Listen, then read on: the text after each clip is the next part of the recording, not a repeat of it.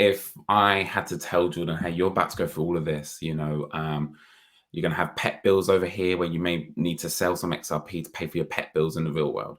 You're going to borrow against your crypto and you're 10 cents away from being liquidated. You're going to do all these fuck ups. Yeah.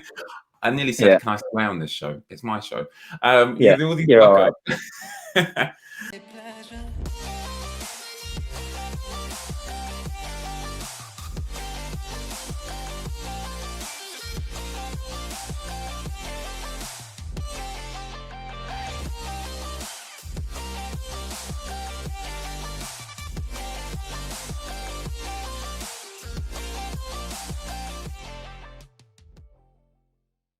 What's up, world, and welcome to the Super Investor Show, where I interview arguably one of the biggest super investors in the crypto, stocks and shares, real estate, and precious metals space to reveal the true identity behind that super investor. We're asking two questions. One, what's their superpower?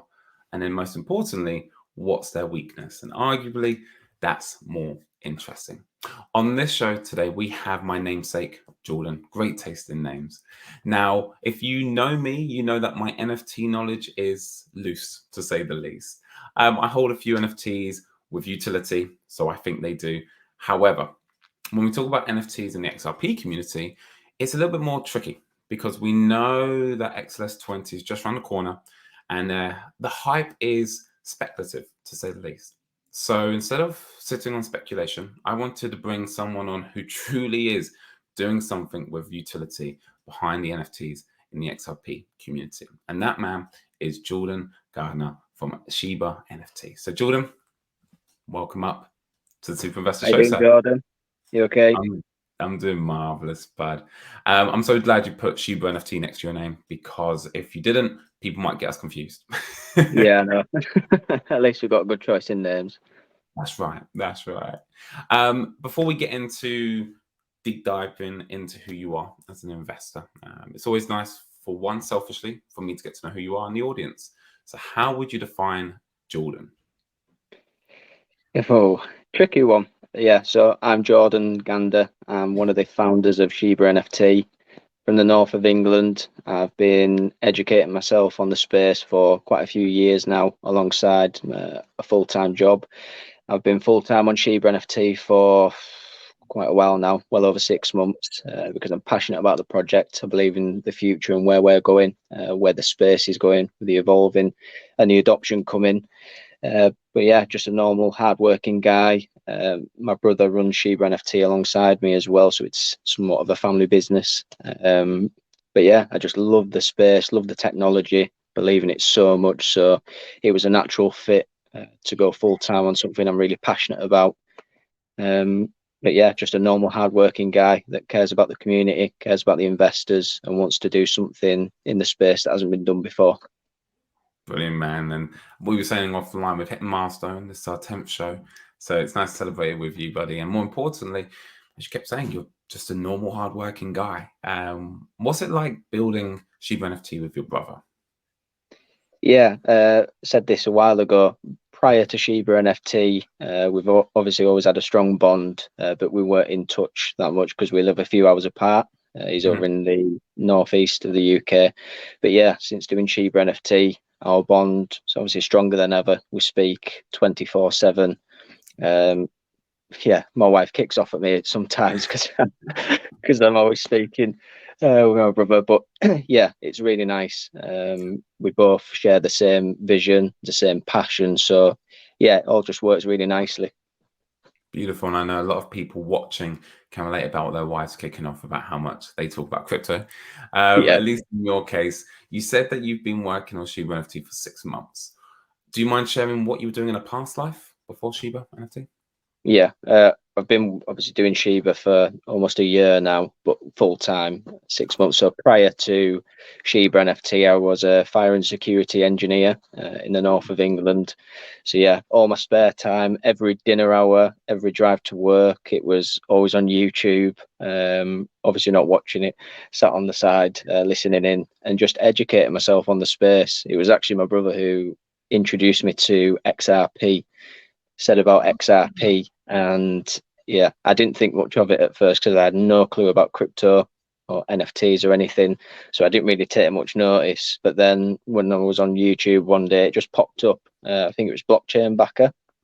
Yeah. So yeah, from there, just started watching everything, learning about the technology, learning about Ripple, what they were doing, and then obviously broadening the horizon to see XLM, all the different assets, and then seeing how big it actually is and how good this technology is, real world use case.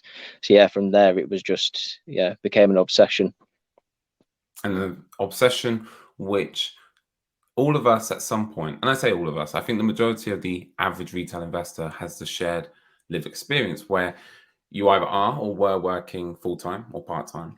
And if you were lucky enough to have that time where you could put your headphones in and get paid to learn, that was the perspective I put, which was, I may not be enjoying my full-time job right now, Yeah. but what I can do is I can help Jordan in a year's time by listening to his content, but not just listening to it at home, but I can be paid to learn. Was that kind of your mindset at the time as well, Jordan? Initially, no, it was just something new. I just as soon as I started listening to it, I mean, the job, my full-time job, I did enjoy it. I was happy where I was. Yeah. It was more so just learning about where the world was heading. And then just went down the rabbit hole. And then the more it went on, the more I fell in love with it, and the more I wanted to get involved with it. That's when a passion that I never knew was there really started to overcome me. And me and my brother sat down and discussed ways of how we could branch into it. Started seeing the XRPL, all the airdrops, all the trust lines, all that kind of stuff. So it basically ventured from there.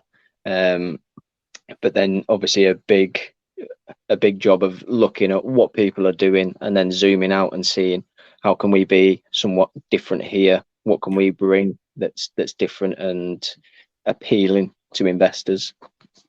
No doubt. And now you've created your own rabbit hole. So thanks for adding. Yeah, we have. That's brilliant. I'm sure we'll hear a little bit more about your rabbit hole as the interview progresses. But now we're going to go into the first question of two for today's show, which is, as we always start off, what is your superpower, Jordan, as a super investor? Very good question. Something I often say to members of our community: control your emotions. I think that is the most important factor to any investor, no matter what you're invested in. Because when you invest in something, it can't go up forever. It can do 100% in one day. It could do minus 120% the day after. You just don't know. It's very volatile, this market. But one thing that I do say is invest in something that you've done your own research on. Make sure you're happy with your investment. And once you've invested, just hold, zoom out, look at what the future looks like for the project, see what they're doing, who they're partnered with, what they've delivered so far, all that kind of stuff. But yeah, because I know a lot of people can look at the wallet one day, start panicking, thinking, oh my God, something's wrong. But there's nothing wrong. It's just a volatile market. So yeah, that's my superpower, being able to control my emotions. You see, the perfect example with XRP, with a lawsuit. Everybody, well, not everybody, but a large amount of people panicking, thinking the worst, thinking, oh, that's it, XRP's gone. But even without Ripple, XRP would still be there. The XRPL would still be there. I've done my research on it. I believe in it so much. There's no worries. It's a long-term hold, so it is control your emotions. It certainly is. And I hope you don't mind us going a little bit deeper into that, because I'm sure almost anyone in the space would have known to control their emotions. It's the how behind that. And one thing that's really hit home to me recently is it's almost impossible to invest from a place of insecurity. Meaning, if we just say security, cash flow from a full-time job, and your bills are paid, it's easier to invest. Why? Because your current lifestyle is covered. So you can now put this money aside for your future lifestyle. That, of course, is just like level one. But if you could give us 3 things, John, put you on the spot, that people could do today to help improve their perspective when they look at their portfolio? I would say one objective is to diversify. Famous saying, don't put all your eggs in one basket. You have put me on the spot here. You have got my brain thinking. Buy the dip. That's another one. If you're able to, obviously, not financial advice, but if you're able to, and you've obviously done your own research, you're controlling your emotions, you're happy to hold for the long term, buy the dip. And yeah, don't put yourself in any financial stress. Make sure that yourself is covered. That's the most important thing, I would say. Don't leave yourself stressing, because then what you tend to find is your investment could rise by 10% one day. You've made a little bit of money, but because you've put that financial stress on yourself, because you've invested more than what you could afford to lose, you tend to find yourself selling early. The price goes up another 100% the day after. So then you're left with the negativity and the stress of not holding for long enough. So yeah, on the spot, that's my three.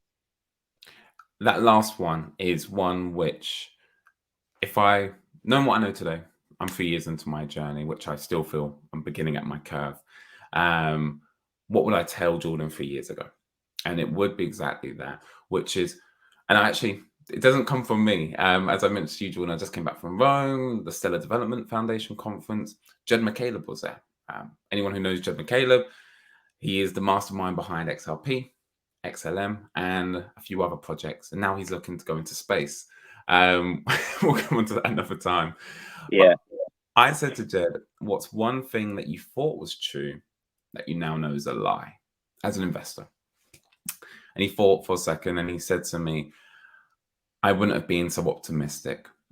He said that one thing he thought was true back then, which he now knows is a lie, which was everything he touched or invested in was going to win. Now, he wasn't saying, XLP is going to fail. From it. Yeah. But he was talking about everything from time frames to the amount of people that you want to employ, to the amount of reach you're going to get, etc., etc. Yeah. And for multiple reasons, and Jordan, you hit the nail on the head, which was, if you lower your expectations and extend your time horizon day to day, whilst you live your real world, your mental stress is at ease. Yeah. But then, Jordan, I'm going to come back to you. How do you handle FOMO? Oh, yeah. If It's you a can difficult. handle FOMO, right? Yeah. It's a that just depends on what sort of individual you are. So I suppose it depends on addictive personality. Yeah, it's down to the individual. I myself, Would you say I'm you've got a, addictive personality, Jordan? Sorry to jump in. I would say I do. And recently I was looking at quant, and I was on the verge of putting some money into quant, but then decided to go more on XLM. But yeah, on the flip side of that, now quant's gone up quite a bit, and I'm still there debating whether do I chase the green candle. But yeah, it just depends on the individual, because I could quite easily invest in quant today after it's gone on quite a big rise, and it could drop all the way back down to where it was a few weeks ago tomorrow.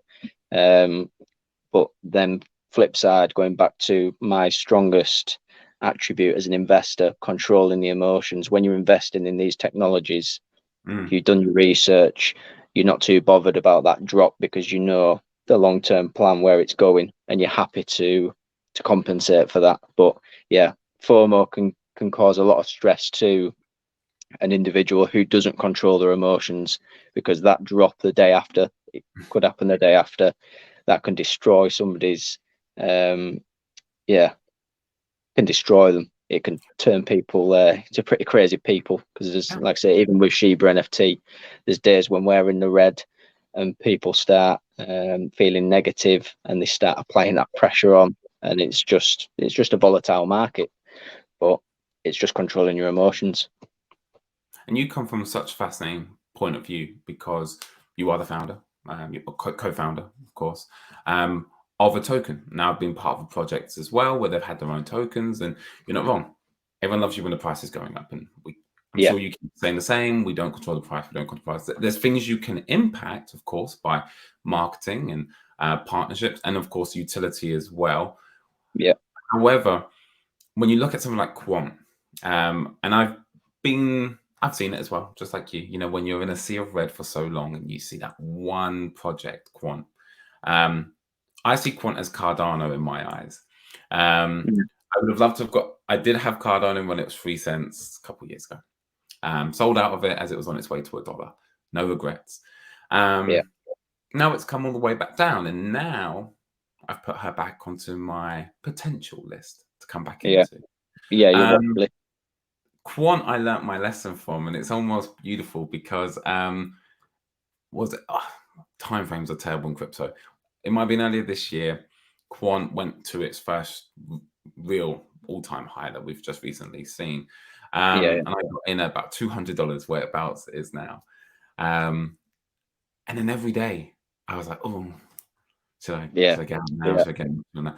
And the main reason why I now look at Quant back at 200 is I'm a scientist now, in the sense that in my portfolio, I have 4 cryptos that I think are going to win out of 20 that I hold. XRP, HBAR, XLM, Algo. Happy to share. Now, if I'm going to add Quant to my portfolio, it needs to beat the top 6, in my opinion. Yeah. And so I look then, I think, okay, is it going to be a 10x? Okay, well, 10x from here has got to be $2,000. Mathematically, that's an awful lot of money that's got to come in. And just the same like you've done, you looked at XLM, you said I'm going here instead. So I've got a success story. Do you have a horror story where you didn't control your emotions? And that's why now today you can? Not really, no, not with any investments. No. I'm just a long-term holder. Like I said, I would be in XRP and XLM for many, many years to come. The current price action doesn't really bother me. But going back to what you said with Quant, it's a fair point you've made there. But you've got to obviously look at the adoption side of it. It's a hell of a lot of money, and you're probably looking at that in the current context where it's the already established crypto community that are going to be pulling profits from Bitcoin and Ethereum and plugging it into the altcoins. But as the adoption of crypto grows, when you compare the world to the crypto community and the average person who is on the fence with crypto, doesn't believe in it, hasn't heard of it yet, when they start flowing in, it's a lot of money that's going to be drawing in. So you could see $2,000 for Quant. Anything's possible. That's one thing that I have learned in crypto. Dreams can become reality in this space, and very quickly. They can. And I'm so glad, Jordan, you added on, if not corrected me, which is, I could very well be wrong. You know, like I said, I'm a scientist. You know, I'm hypothesizing these 4 will outperform Quant. But I think here's the kicker. I'm okay watching Quant move without me. And I'm happy to cheer for them, because at some point, our time will come. And someone else will be in the negative, and swings and roundabouts, hey? Swings and roundabouts. That's it. It's a game of patience. That is it. It is a game of patience, and you can make a lot of money in this space. A lot of money. We saw it with Shiba Inu and Bitcoin. I always say to myself, I wish I could travel back in time 10, 15 years, and every single month's wage straight into Bitcoin. But that's not how the world works. But it shows the possibilities of what can be achieved. And so it does make it very exciting. Couldn't agree more. And you're not that you need to hear it from me, but you shouldn't regret that you didn't do what you did, 10 or 15 years ago, because ultimately, Jordan, I don't think you would have been ready. I don't know you that well. No, I definitely wouldn't have been. No, 10, 15 years ago, God knows what type of Jordan you were. I know what type of Jordan I was. I would have just sold for a quick double my money, right? £100, £100. Yeah, 100%. And, I sit here today, and Jordan Peterson, another great name. I shared a video of his, which was, most people think when they have, say, $400 million, their life's going to be better. Are you ready for that? Are you ready for the vultures? Do you even know what to do with that money? How much money are you going to give to your family? Because you definitely should, but how much? Too much? Too little? And it's ironic because I'm about to start up a trading account, £800 in there, which for me is safe. Yeah. And there's a lot more on the side. And I was fighting every day not to put it all in after some wins. I'm so glad because I still don't know my strategy and I still Yeah. don't feel comfortable with it yet. So do you think, Jordan, a person's ever ready to manage? Okay, better question. What do you think it takes for an investor to be ready to receive 6, 7, 8 figures? I mean, people who've already got the money sat there, millionaires that are actively trading, these people that are investing, they obviously, a few million coming in, 10 million coming in, isn't really going to phase them. But yeah, like with Shiba Inu, what happened there within 12 months? Yeah, it would have been nice to speak to a few people who changed their life, who held, because the rewards must have been so deserving for those people who rode that roller coaster.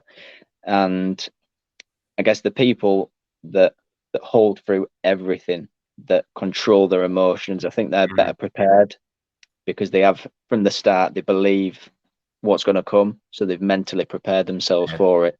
It's very rare that you'll find somebody chucking £1,000 in and making 10 million a week later. It doesn't happen. Usually it is a longer term hold. So I think that people have already mentally prepared themselves because they've held through that sea of red, the green days, the red days. They've probably looked at their account saying, oh, it's 100,000 or it's 100 quid or we're back up to 100. So yeah, they've probably already spent it in their head by the time it actually reaches their account. But I don't, yeah, for an average person, I don't think there's a best way of preparing for it. I think it's just controlling your emotions and enjoying the journey, even though it's sometimes a bit rough. You know, I always say to myself, if I know what I need today, even what you just said there, Jordan, would I get into this space? And part of me thinks, I don't know if I would. When I first saw the XRP tokenomics and I read about Ripple, I spent a weekend reading about it all, watching all the videos. That hopium got me in, and I'm so glad it did. Yeah. But if I had to tell Jordan, hey, you're about to go through all of this, you're going to have pet bills over here where you may need to sell some XRP to pay for your pet bills in the real world. You're going to borrow against your crypto and you're 10 cents away from being liquidated. You're going to do all these fuck ups. Yeah. I nearly said, can I swear on this show? It's my show. Yeah, You do all these you're fuck all ups. Are you ready for this, Jordan? And Jordan 3 years ago would have not been.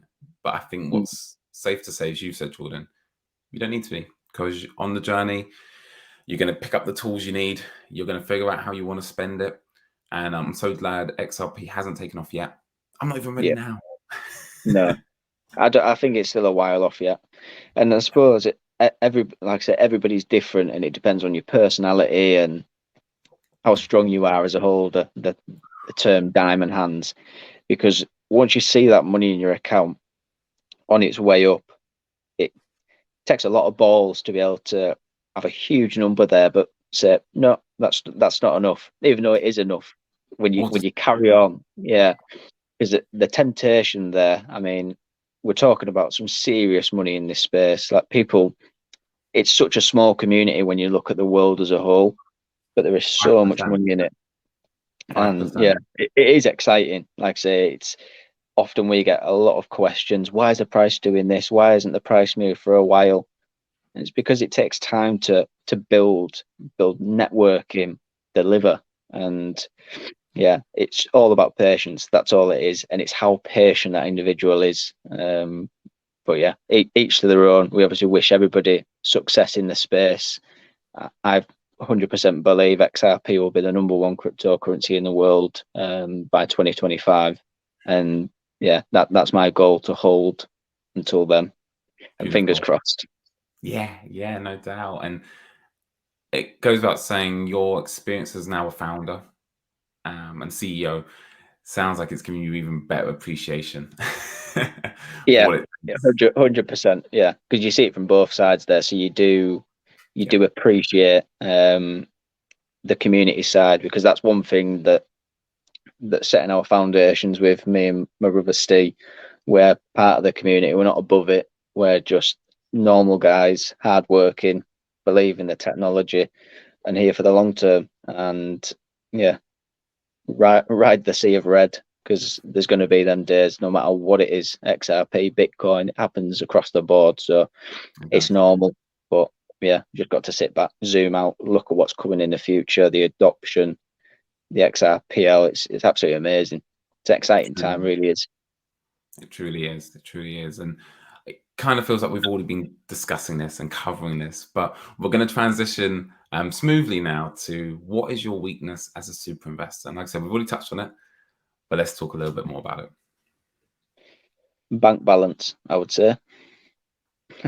Yeah, it really is. I mean, I would love to sit there with an unlimited bank account to just load up on, Yeah. HBAR, Algo, Quant, um, Bitcoin, Ethereum, anything I could get my hands on, even on the XRPL. Some absolutely amazing projects that are developing some life-changing stuff. So yeah, that's the biggest kick in the balls on a daily basis, when you've been looking at a certain crypto, or you've heard about a certain crypto and think, I would love to load up right now whilst the price is low, then it takes off and you haven't. So that side of it gets a bit frustrating at times. But yeah, like I said, the most important thing, and it should be for everybody, don't leave yourself in financial stress for you and your family. No. Family, house is the priority. But yeah, that's my biggest weakness, because I can control my emotions. I know I'm here for the long term. I believe in it. So yeah, that is literally it. I wouldn't say I have any other weaknesses. I said to you offline that I can't believe it's taken us 10 shows, which still is relatively small, but it's taken us 10 shows for someone to be as vulnerable as you, Jordan, and say, hey, look, I haven't got enough money, which is relative. But you've been in here for over a year now. Is that correct? Investing in Yeah, crypto? Safe to yeah, say. I hope this really hits home for people. I'm 3 years in. I speak to people who've been here for a decade in the space. That doesn't go away. The I want more of X token. mm, And you should embrace that, because I remember when I was like, I need 1,000 XRP. And I'm going to be set, because when I've got 1,000, it goes to 10,000. I'm a millionaire. yeah, yeah, yeah, yeah, yeah. And We've then all been there. you need, okay, I got 1,000. Oh, but wouldn't it be nice to be 10,000? Oh, it's so outreach, but that would be the goal. And when I've got that, Yeah, I'll stop. And you don't. yeah. I used to actually Google when I first started. When my brother sent me the first XRP article, the first thing I looked into on Google was XRP price predictions. Look at Mm, months, years, and it does suck you in. And then you start transitioning across different currencies. And one thing that's single to me, so for Quant, for mm, instance, it's an expensive token to buy, yeah. and this side of it is completely different. So when I look at Quant, say for instance, if I've got £500 to chuck in, I'm not going to be able to get a lot of Quant, even though the value is still the same. Whereas I prefer to invest in another technology for the same amount, but know that I'm getting a lot more, if that makes sense. Just because it's the feeling of, yeah, I've got hold a lot of that. So if the price goes up massively, it's unbelievable. Whereas with Quant, if you hold a small amount, you've got to hope for that $2,000, $10,000. You obviously want a higher number, don't you? So yeah, for me personally, that's something that I take into consideration if I'm looking at a crypto, what the supply is, how much can you get for a Mm. lower amount, all that kind of stuff, which is a bit of a different perspective, even though the technology, obviously with Quant, is usually massively better than a lower cap coin. Of course. And that, again, there's no solid answer. There's just different perspectives to play in different time periods. Jordan, one last point I'd like us to bring up, which is When someone, and again, I don't want to speak just to the beginner investors because we're still going through it today. Yeah, But when you see a project and you invest X amount, I now sit here and I don't say I want 10,000 XRP and then I'm done.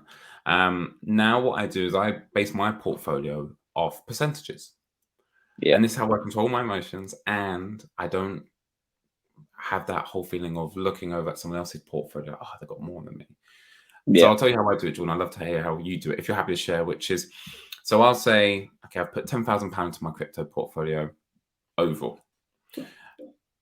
I recommend people track how much fiat you put in because I didn't at the yeah, beginning. It becomes harder doing my strategy. And the Bearable Bull taught me this. Then what you want to do is you want to put a percentage next to your projects based on your confidence of them succeeding. So for example, and I'll share mine, HBAR and XRP are 30% equally. So 30% XRP, 30% HBAR. So out of my 20 assets, I've allocated 60% to 2. So let's do quick maths. £10,000 I've put in totally to my portfolio, or I want to. Let's say I've got yeah, 10,000 on the side. So that means 6,000, 3,000 each needs to go into XRP and HBAR. And so it doesn't matter what the prices do, doesn't matter how much money I'm about to put in this month. I work off a formula. And as I put more money in, those percentages change if I'm confident or less confident. But now I'm no longer aiming for a target because there'll be a time where, touch wood, fingers crossed, yeah, XRP $200, that 10,000 goal is going to be out of reach. yeah. How do you manage your portfolio, Jordan? Very good question. At the very start of the journey, when I was looking into the XRPL, me and my brother would have a bit of a competition. We'd be sat there writing lists. So I've got this trust line, I've got this airdrop coming, I've got this, and it was just yeah, all or nothing. Yeah, ended up with so many different holdings. It was crazy, and it was so hard to keep on top of what was what, which token did what. So yeah, we dropped that right down because it was just so stressful. With portfolios, with percentages, I don't work out percentages at all for me personally. Main holding is XRP because that's the one that started the journey with, looked into it so deeply, believe in it so much, as well as ShibaNFT. Obviously, because I'm a founder, it's a bit biased, so I didn't obviously want to say that. But yeah, XRP, second XLM. Those are the two main ones. Strongly believe that XRP will be number one, XLM number two. I reckon that will replace PayPal and be backed by silver. So yeah, there's a lot of stuff coming for those two assets, in my opinion. Not financial advice, but yeah, everything else is yeah, not as long term for me. VeChain is another one. I do like what they're doing. I like the technology, but I'm not as confident with VeChain as I am with XRP, XLM. Lunar Classic, that's a bit of FOMO from my side. That when it did drop to that horrible number, felt so sorry for the people that lost a lot of money in that. It's absolutely awful. Yeah. But that goes back to, if you could afford to buy the dip and you're not putting yourself or your family in financial stress, it's worth a punt. And that's what some of these assets are. It's a punt. And at these low prices, you can scoop quite a lot up. So Lunar Classic, very small percentage, but long-term punt to safe.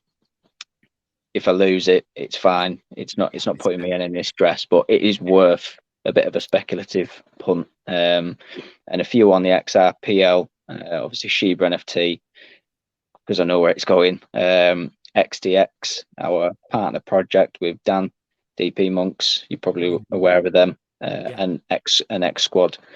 And that's pretty much it. It's a pretty small portfolio, but yeah, all in on the assets that researched and firmly believe in. But yeah, XRP number one by a mile. Beautiful. And the pattern I'm seeing even in our conversation, confidence, belief, two terms which are cliches for a good reason. And we don't have time on the show. Maybe we'll have you back on, Jordan, and we'll Yeah, unpack what the hell does confidence mean to you, Jordan? I know for me, it's like team, partnership, sustainability, technology, solution, problem, da da da da da da. So please, everyone, don't let that go over your head that when we say confidence, we're just like, yeah, they've got 1 million followers on Twitter. Yeah. Jordan It's and so hard as well. Sorry, what were you going to say? I was going to say, Jordan and I both appreciate how hard it is, like you're reading my mind, Yeah. that the best way we can sum it up is confidence. And my confidence is then reflected in a percentage. That's how I work backwards. Jordan, your confidence is you decide, yep, this is going to be a winner. This is speculative. These are in the middle. That's how you manage your portfolio. Yeah.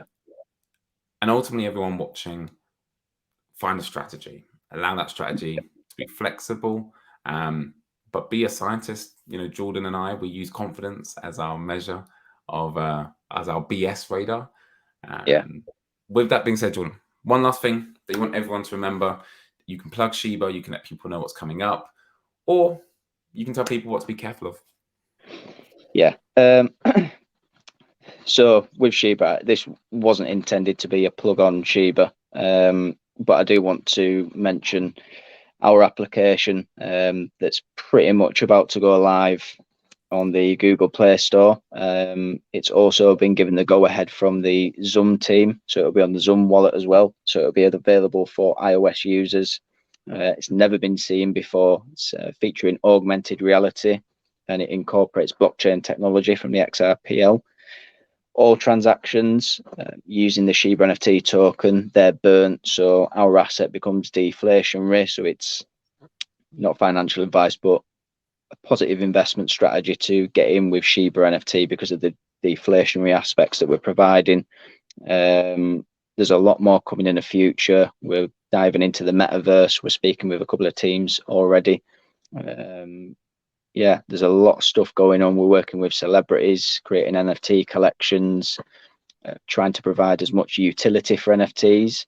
So our partner project, Meta Racing from London, we're facilitating all the NFTs, and these represent shares in racehorses.